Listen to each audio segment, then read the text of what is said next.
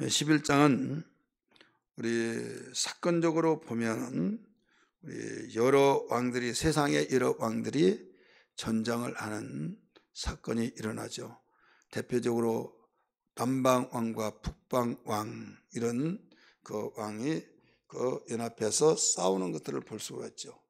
예레미야의 말씀을 보면 그 전쟁은, 재앙은 북방에서 온다, 이런 말이 나와요. 그래서 북방으로 가마가 기울어졌다, 이런 환상을 예레미야에게 주시고 그 사건을 풀어가게 하신 하나님을 볼 수가 있어요. 오늘 이 11장은 이 사건적으로 볼 때는 이 남방왕과 북방왕을 중심해서 세상 왕들이 전쟁을 하고 있는 사건이지만은, 영적으로 볼 때는 적그리스도의 그 사건이라고 볼 수가 있습니다.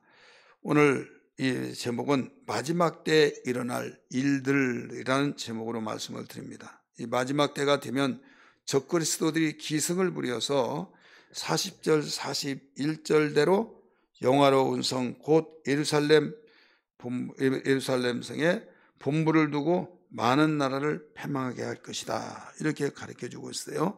우리 먼저 40절 41절 읽었지만은 같이 한번 읽을까요? 시작. 마지막 때에 남방왕이 그와 힘을 겨룰 것이나 북방왕이 병거와 마병과 많은 배로 회오리바람처럼 그에게로 마주와서 그 여러 나라에 침공하여 물이 넘침같이 지나갈 것이요, 이게 나오죠. 남방왕이 그 한때는 그 북방왕을 이기고 북방왕이 힘을 모아서 또 지고 막 이런 일이 있었는데, 이제는 남방왕도 여기에 힘이 붙여서 북방왕에게 그 밀리고 결국 그 망하게 되는 것을 볼 수 있죠. 이게 뭐냐면, 이제 영적인 측면에서 적그리스도가 출현하여서 적그리스도의 모든 이 권세를 가지고 세계가 네트워크 되어서 모든 나라들이 똘똘 뭉쳐서 연합이 되어서 바로 모든 것을 거기에 들어가지 않는 여기들은 많이 잔인하게 짓밟게 되어진다는 것을 가르쳐 주고 있어요. 여기에 40절 맨 마지막에 보면 두 가지로 설명을 했어요. 회오리 바람처럼 그에게 마주와서, 회오리 바람을 이겨낼 수 있습니까? 이겨낼 수 없죠. 그 여러 나라에 침공하여 물이 넘침같이 지나갈 것이요. 물이 넘친다. 장마에 홍수가 져서 물이 들어올 때 물을 막아낼 수 있냐 이거죠. 회오리 바람, 물, 이것은 자연재해로서 어떻게 해결할 수가 없듯이 이와 같이 적그리스도가 마지막 때 기승을 부리면서 닥치는 대로 모두 그 장악하고 있다, 이런 말씀이에요. 그런데 이제는 가장 하나님께서 이 세상에 영화롭고 거룩한 산, 거룩한 곳이라고 지명한 예루살렘, 그 41절에 보면 영화로운 땅에 들어갈 것이라고 그랬어요. 이게 바로 이미 그 성경은 수없이 강조하고 있지 않습니까? 다니엘서서 거룩한 산, 거룩한 곳, 그런 말씀 우리가 지내오면서 말씀을 많이 들었잖아요.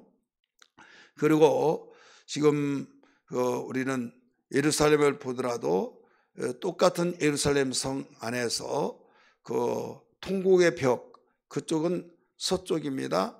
그 서쪽을 그 이스라엘 땅, 그 위에 동쪽으로는 바로 팔레스타인이 그 관리하고 있고 그 통치의 땅이에요. 그래서 모든 세계의 화약고가 바로 중동인데 이스라엘이다라고 이 모든 미래학자들은 가르치고 있습니다. 이미 성경은 가르쳐주고 있는데, 거기에서 이 땅은 하나님이 우리 그 조상 아브라함을 통해서 아브라함이 독자 이삭을 바치는 곳이다. 그곳에 솔로몬 성전을 지었잖아요. 그리고 또 하나님이 솔로몬 성전을 이곳에 지었으니 우리 땅이다. 무슨 소리냐? 우리가 장악해서 우리 땅이다 막 해가지고 서로 치고받고 하다가 필경은 누가 그걸 차지하느냐? 거룩한 성을, 그 땅을 들어가서 모든 것을 차지한다, 이 말입니다. 여기에 41절에 그가 또 영원한 땅에 들어갈 것이요.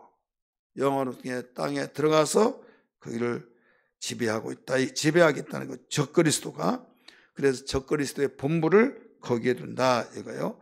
많은 나라를 패망하게 할 것이나 많은 나라를 패망하게 할 것이나 예로 준 것이 오직 에돔과 모압과 암몬 자손의 지도자들은 그의 손에서 벗어나리라. 왜 그랬을까요? 모압과 암몬과 또 이 에돔의 지도자들은 그의 손에서 벗어난다. 여러분 여기에 주의 깊게 들어야만 됩니다. 자, 적그리스도는 아랍의 그 연맹을 통해서 또 천주교를 중심해서 같이 연합이 돼서 똘똘 뭉쳐져서 전 세계가 네트워크로 움직여 나갑니다. 그렇기 때문에 여기에 모압과 암몬과 또 이 에돔의 지도자들은 유해다. 그 손에서 벗어난다. 이들은 바로 오늘날 요르단인데 거기에 이 이슬람 종교를 가지고 있죠. 그래서 이슬람 종교와 이 적그리스도의 가장 핵이 되는 천주교 교황청을 중심해서 바로 하나가 되어서 세계를 바로 움직여주고 있는데 여기에 예루살렘 성도 여기에서 바로 접수하여서 거기에서 그 본부를 삼아서 바란 듯이 야 너희가 하나님이신 땅이냐 웃기지 마라 하면서 거기에 본부를 두고 나간다 이거죠. 이 예루살렘을 그 수도로 지난번에 트럼프 대통령이 선포를 했잖아요. 수도다. 그래가지고 세계에 난리가 났잖아요. 막. 그냥 그만큼 그 예루살렘의 도성 하나님이 가장 그 거룩한 성이라고 말하고는 이 땅이 바로 수도가 돼야 된다. 그런데 이 중동에서 똘똘 뭉쳐서 그걸 반대하고 그 유엔에서도 반대하고 이렇게 되어서 선포는 했지만은 미국 트럼프 정부에서 그 움직여 나갔지만은 결국은 이루지 못한 이런 일이 얼마 전에 있었던 것을 알 수 있을 거예요. 이렇게 적그리스도가 기승을 부려서 예루살렘에 본부를 두고 그 많은 나라를 패망하게 할 것이고 더 나아가서 모든 것을 똘똘 뭉쳐서 이 세상은 적그리스도의 세상이다라고 해서 침략을 하는 사람은 재미를 붙여 더 침략하고 더 침략해서 모든 걸 다 정복하려고 하는 것이 생리입니다. 심리예요. 그래서 알렉산더 대왕이 세계를 정복할 땅이 없어서 통곡했다고 하는 말이 있지 않습니까? 여기에서 이렇게 하다가 보니까 이제는 이 45절에 그가 장막 궁전을 받아와 영화롭고 거룩한 산 사이에 세울 것이나 이렇게 나오죠. 이게 더 크게 더 웅장하게 장막 궁전을 짓는데 바다와 영화롭고 거룩한 산 사이에 세워서 본부를 지어야 할 거 아니에요. 본부를 이제 성에 두었는데 이제는 그 건물을 지어야 할 거 아닙니까? 그래서 그 거룩한 산 사이에 세울 것이나 종말이 이르리니 도와줄 자가 없으리라 나오죠. 한마디로 뜻을 착착착 이루어져 나가다가 절정적인 순간에는 어느 날 순간에 뜻을 이루지 못하고 무너진다 이 말이에요.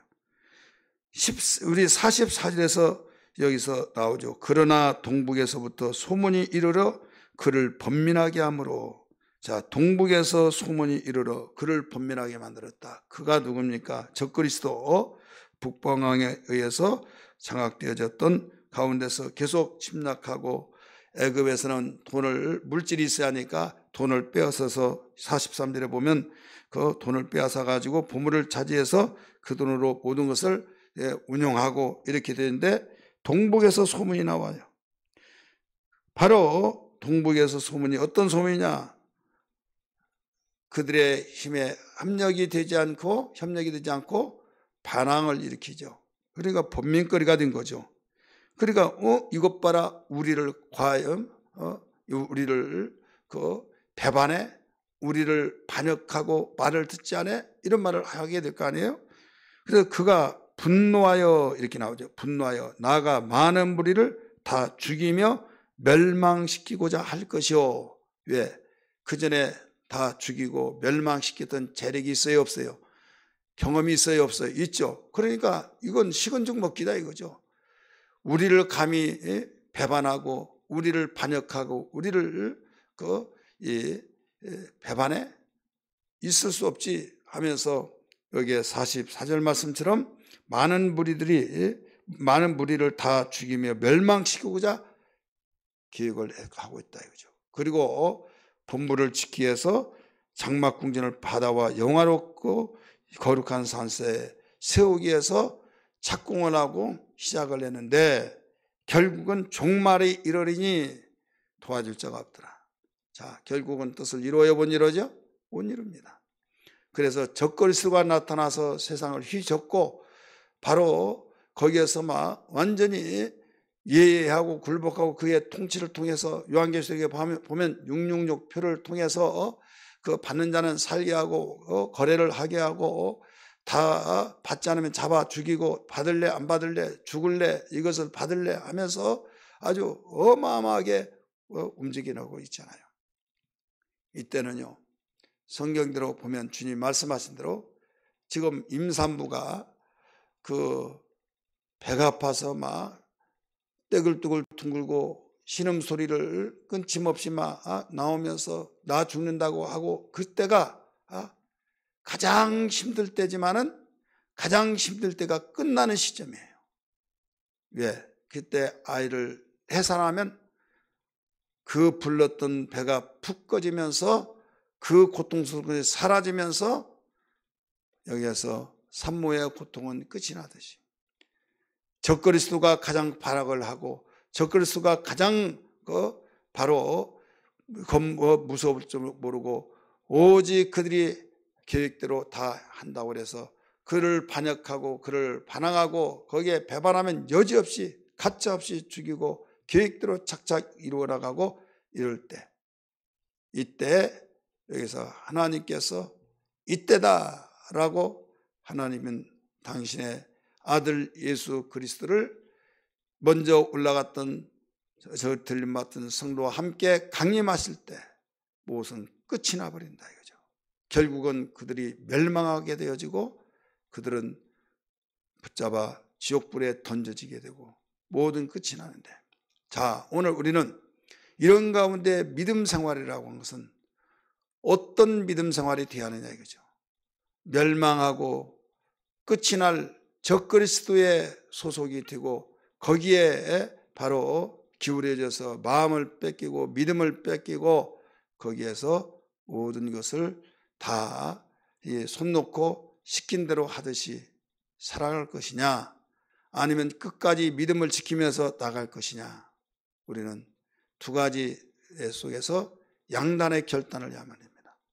하나님은 의지를 동원시키시고 우리에게 믿음을 주시고 지식을 동원시켜서 진리의 말씀을 가르쳐 주셨어요. 이때 핸들대를 붙잡고 오른쪽으로 핸들을 방향을 돌릴 거냐 왼쪽으로 돌릴 거냐는 핸들은 우리 자신이 하는 겁니다.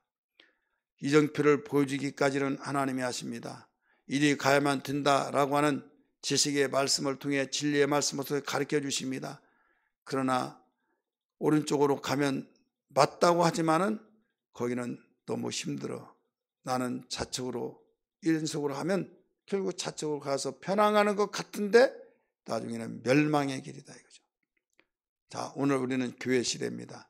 교회 시대는 하나님께서 교회 시대에 핍박을 받고 환난을 때로는 박해를 통해서 죄도 없는데 전도를 한다고 하나님 말씀의 뜻대로 산다고 핍박을 하면서 왕따를 시키고 하나님 뜻대로 살려고 하는 교회들은 오히려 몰매를 받고 오늘날 이 시점이 그러고 있지 않습니까?